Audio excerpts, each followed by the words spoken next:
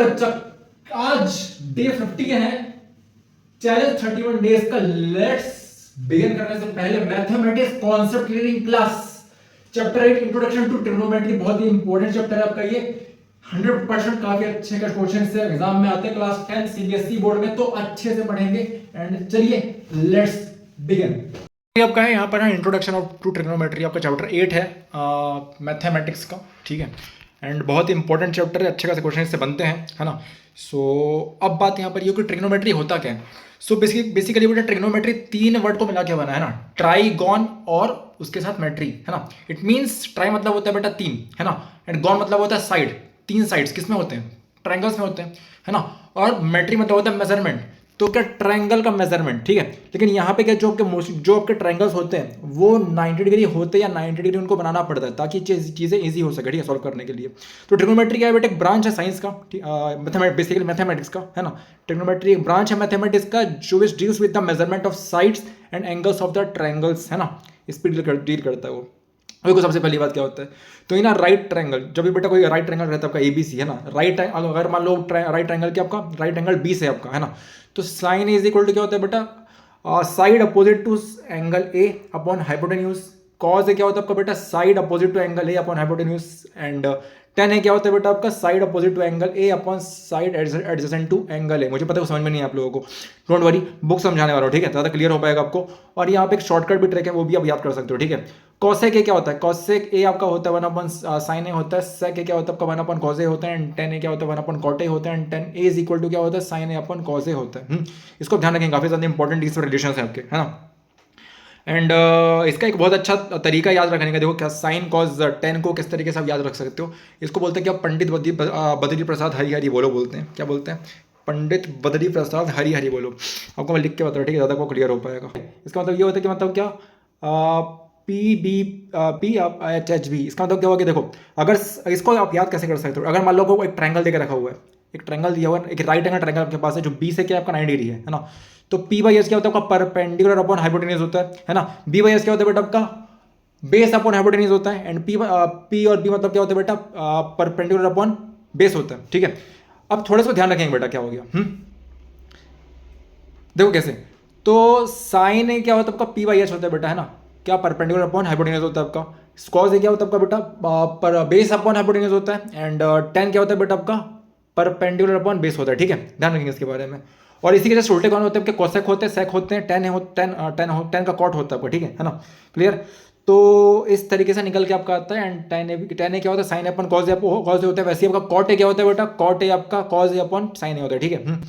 अब if one of the trigonometric ratios of an acute angle is known, अगर बेटा आपको क्या एक ट्रिग्नोमेट्रिक रेशियो को पता है, ठीक है, एक्यूट एंगल का, clear, the remaining trigonometric ratios of the angle okay can be easily determined, मतलब बड़े आसानी से इसको बाकी ट्रिग्नोमेट्रिक रेशियोज को पता कर सकते हो, ठीक है। वो कैसे बताऊंगा मैं आगे चल के आपको, है ना, बुक से पढ़ाऊंगा तो और क्लियर हो पाएगा वो, ठीक है। The values of trigonometric ratios for angles 0 degree, 30 degree, 45 degree, 60 degree and 90 degree. तो बेसिकली बेटा आपका जो ट्रिग्नोमेट्रिक रेशियोज होते हैं वो वहाँ पे जो उनकी वैल्यूज होती है वो क्या 0 डिग्री पे होती है, 30 डिग्री पे होती है, 45 डिग्री पे होती है, 60 डिग्री पे होती है एंड 90 डिग्री पे होती है ना। द वैल्यू ऑफ साइन ए और कॉज ए नेवर एक्सटीड्स 1। यहाँ पे क्या होता है बेसिकली 1 से पार कभी जाती नहीं वैल्यू, है ना, चाहे साइन हो या कॉज हो, है ना, इनकी वैल्यू 1 से पार नहीं जाती है। Whereas the value of sec A हो गया बेटा, कॉसेक ए हो गया, है ना, वो बेटा क्या होने वाली है, इज ऑलवेज ग्रेटर देन, वो हमेशा क्या ज्यादा हो गया, हमेशा 1 से, या फिर 1 के इक्वल होगी, ठीक है। अब sine 90 minus A cos A होता है, कॉज 90 माइनस ए साइन ए होता है, tan 90 minus A cot A होता है, कॉट 90 माइनस ए टेन ए होता है, सेक 90 माइनस ए कॉसेक ए होता है एंड कॉसेक 90 माइनस सेक ए होता है। वैसे टॉपिक का पार्ट नहीं है बट ठीक है, थोड़ा समझ लो, ठीक है, बेसिक चीज़ों को जानना जरूरी होता है ना। आगे बढ़ते हैं, फिर बेटा यहाँ पे जो रिश्ते निकल के आते हैं काफी अच्छे खासे, इसको बोलते हैं, इनको बोलते हैं अपन ट्रिग्नोमेट्रिक आइडेंटिटीज। क्या बोलते हैं, ट्रिग्नोमेट्रिक आइडेंटिटीज। तो sign square A plus cos square ए क्या होता है बेटा, ये 2 लिख के रखा है यहाँ पर, स्क्वायर है, ठीक है ना, clear. Sign square A plus cos square ए क्या होता है बेटा 1 होता है आपका, है ना। 1 मिनट रुक जाओ सब, मैं थोड़ा इसको ठीक कर रहा हूँ फर्स्ट ऑफ ऑल, है ना। Sine square A plus cos square is equal to 1 होता है आपका, sine square A minus tan square is equal to 1 होता है and cosec square A minus cot square is equal to 1 होता है, ठीक है ना। या फिर उसको 1 प्लस कॉट स्क्वायर ही बोल सकते, कोई दिक्कत नहीं है। तो वैल्यूज क्या होती है आपके बेटा 0 डिग्री से 90 डिग्री वेरी करती। तो देखो जो आपकी बुक में है ना, इंट्रोडक्शन टू ट्रिग्नोमेट्री, ठीक है, तो ये दिख रहा है आपको, ये मतलब बेसिकली ट्रिग्नोमेट्री काफी बड़ा उपयोग है बेटा, है ना। मतलब क्या जितनी भी चीजें आप देख पाते हो कि मतलब जहाँ पे आप क्या ऊपर देख रहे हो या नीचे देख रहे हो किसी चीज को, है ना, उसको क्या मेजरमेंट करने के लिए बोल दिया आपको, है ना। तो कैसे करोगे आप, यहाँ पे क्या बहुत अच्छे अच्छे तरीके आपको दिए गए हैं, ठीक है, जिससे कि आप क्या मेजरमेंट कर सकते हो। हमको ट्रिग्नोमेट्री रेशियो की जरूरत पड़ती है, ओके, ठीक है, उन अलग अलग एंगल्स के, ठीक है। एंड देन उसके बाद फर्दर हमको जरूरत पड़ती है ट्रिग्नोमेट्रिक आइडेंटिटीज की। तो इन्हीं दोनों को अपन यहाँ पे स्टडी करने वाले हैं। देखो, अगर मान लो आपको ट्रायंगल इस तरीके से दिख रहा है, ये क्या हो गया आपका ABC है ना। यहाँ पे हाइपोटेन्यूज है आपका, यहाँ पे क्या हो गया side opposite to angle A, नीचे क्या हो गया side adjacent to angle A, ठीक है।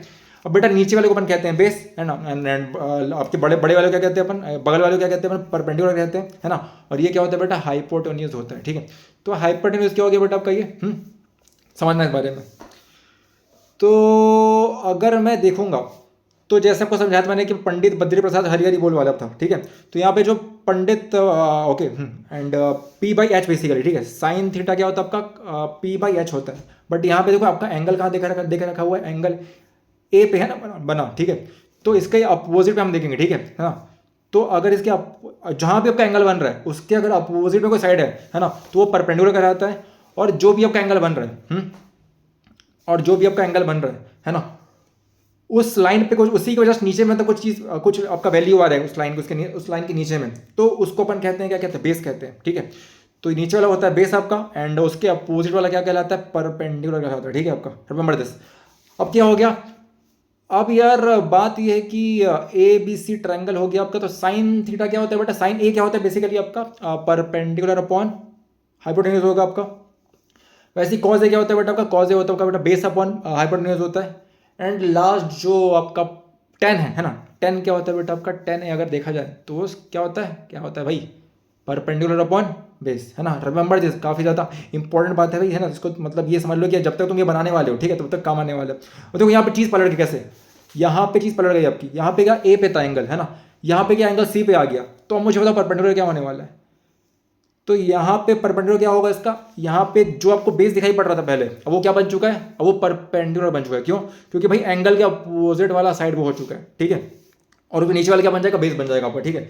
तो इस तरीके से बेटा एंगल चेंज करने से, है ना, सारी वैल्यूज भी क्या हो जाती है, चेंज हो जाती है। तो साइन ऑफ ए हो गया, है ना, कोसाइन ऑफ ए हो गया, टेंजेंट ऑफ ए हो गया, एंगल ए, है ना, एंगल ए तीनों है आपका, कोसेकेंट ऑफ एंगल ए हो गया, सेकेंड ऑफ एंगल ए हो गया, एंड को टेंजेंट ऑफ एंगल ए हो गया, ठीक है। ठीक है, तो बेटा इस तरीके से कुछ चीजें निकल के आती है। एंड जस्ट इनके उल्टे कौन होते हैं, इनके उल्टे होते हैं आपके cosec, sec and cot, remember this, ठीक है, ट्रिग्नोमेट्री रेशियोज के पार्ट है।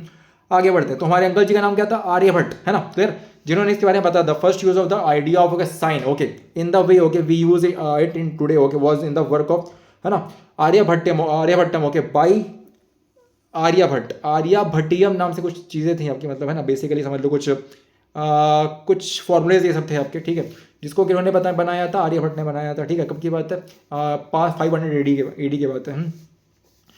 तो आर्यभट्टो की use the word, okay, ardhajya, okay, for the half chord which was shorten to jya और jiva in due course, okay, when the Aryabhatiyam, okay, was translated into Arabic, the word jiva was retained as it is.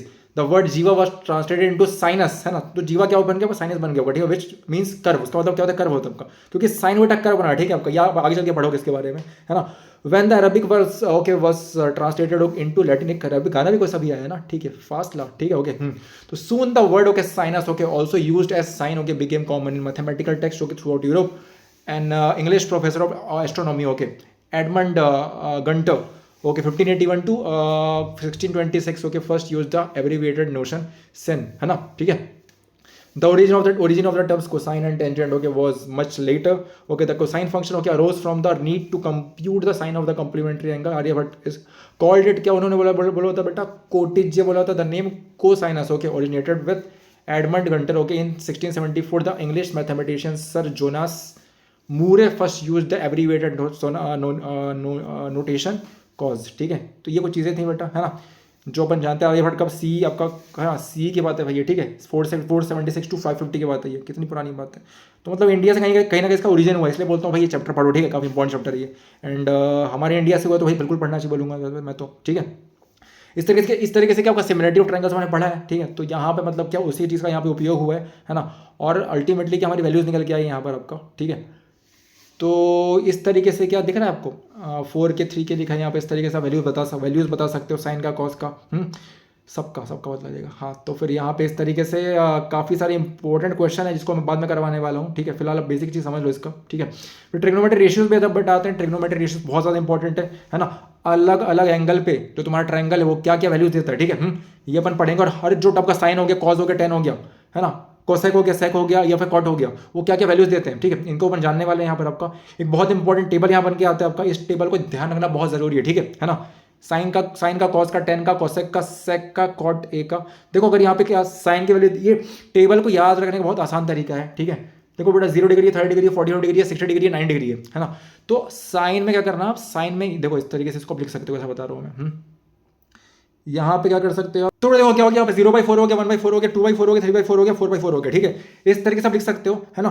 तो बेटा अगर मैं 0/4 करता हूँ root 1 लगा के, तो यहाँ पे आंसर क्या आ गया, 0 का आंसर हमेशा 0 ही आएगा ना। तो 0 डिवाइड हो गया यहाँ पे, अल्टीमेटली आंसर क्या आ गया, 0 आपका आ गया, ठीक है। तो साइन है क्या हो गया, 0 हो गया आपका, है ना। वैसे ही साइन 30 में अगर साइन 0 क्या हो गया, 0 हो गया आपका, साइन 30 क्या होगा, तो 1/4। अब देखो बेटा 1 का रूट क्या हो जाएगा, 1 ही होगा, बट 4 का रूट क्या हो जाएगा, 2 हो जाएगा, तो 1/2। ये 30 डिग्री का साइन के लिए आ गया, ठीक है, साइन के लिए, है ना। साइन 30 क्या हो गया, 1/2 हो गया।